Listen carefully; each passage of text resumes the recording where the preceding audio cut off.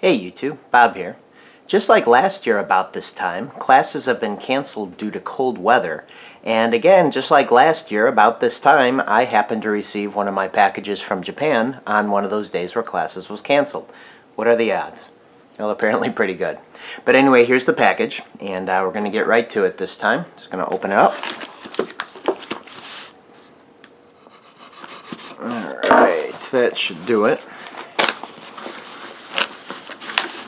Now, judging from the size of this package, I'm doubting very much that there are any other little gifts inside, but that's alright, so long as the two games that I ordered have arrived safely. And it looks like they have. Very well packaged. Looks like they're wrapped together. A little bit more unboxing to do yet. Alright, so got all the tape off the plastic wrap here. Take it off, and there we are.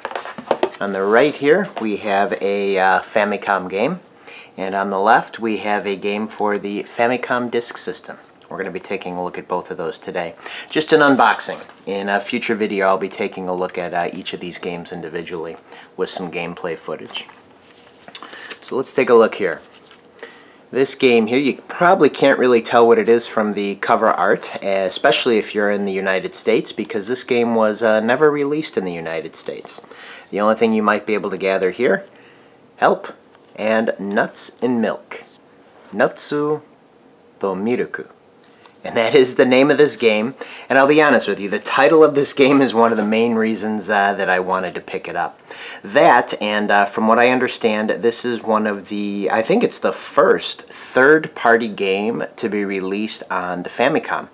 This game was released by Hudson Soft for the Famicom in 1983, and I believe there was also a computer version. But the computer version of Nuts and Milk is very different from this Famicom version. On the back there isn't too much of note, but if we take a look at what's inside, I have a feeling it's going to be the standard fare in regards to what Famicom games typically come with. I'm going to use a straight edge here to try to get the box open without damaging it.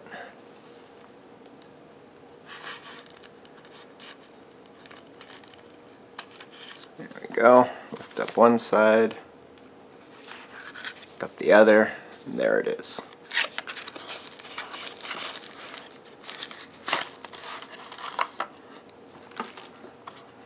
Open it up, and it looks like we have the game in a little baggie.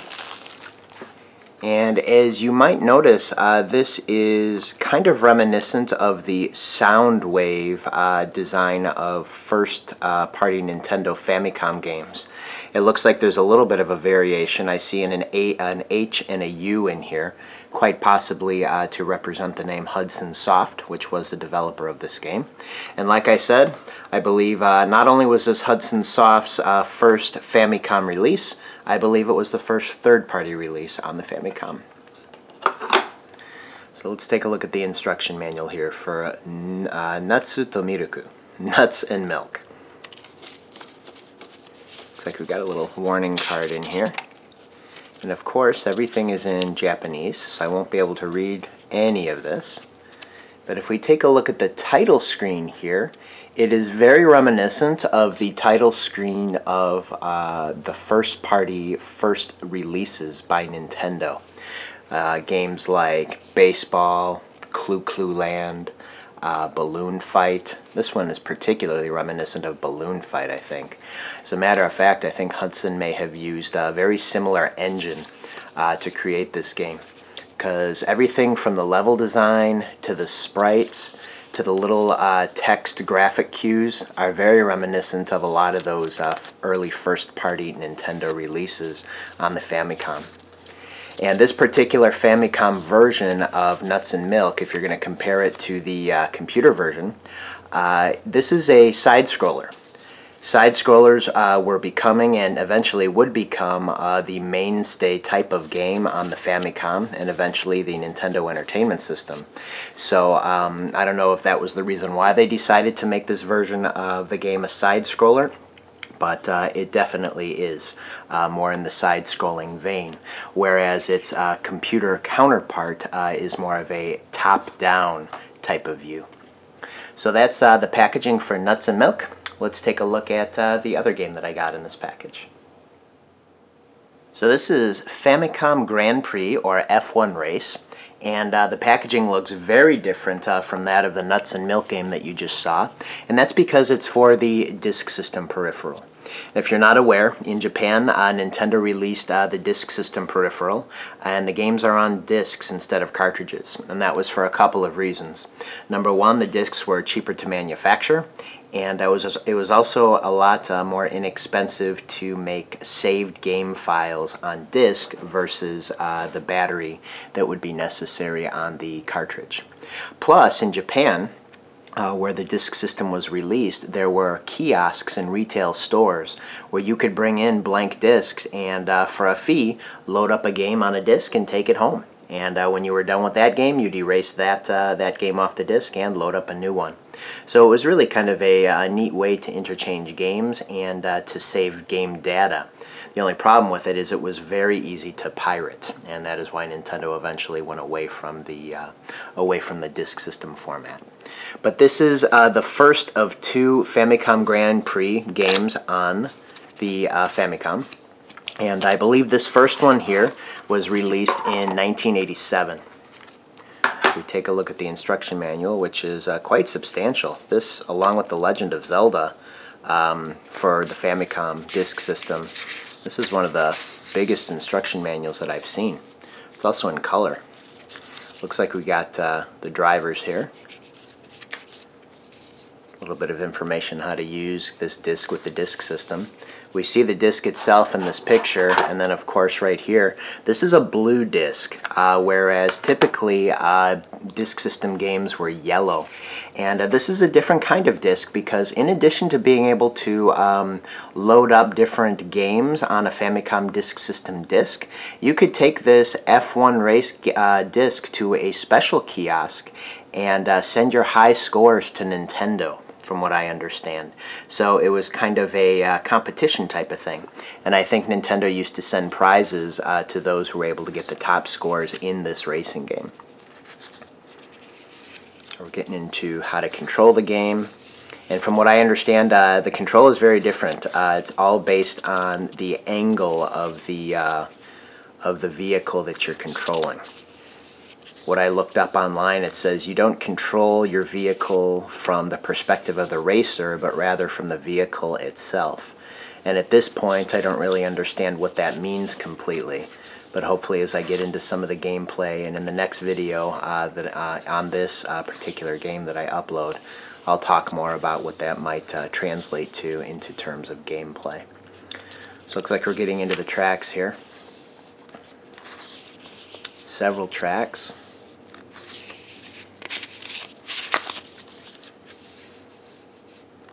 What to do and what not to do with your disk system game.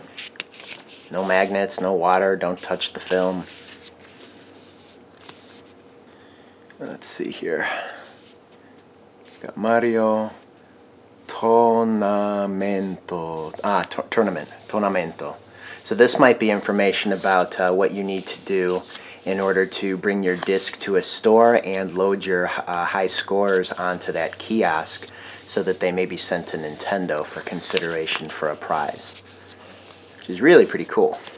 This must be how you enter your name and perhaps your address and all those things, so Nintendo knows to whom to send any prizes that have been won. Looks like it's alluding to a Game & Watch type of game here. I do know that this is the first in a pair of F1 race games. The other released in the following year, I believe, 1988. And in addition to being able to send your high scores to Nintendo like this one, it was also compatible with the 3D system, which is a peripheral that I do have and I'll be taking a look at in a subsequent video sometime down the road here.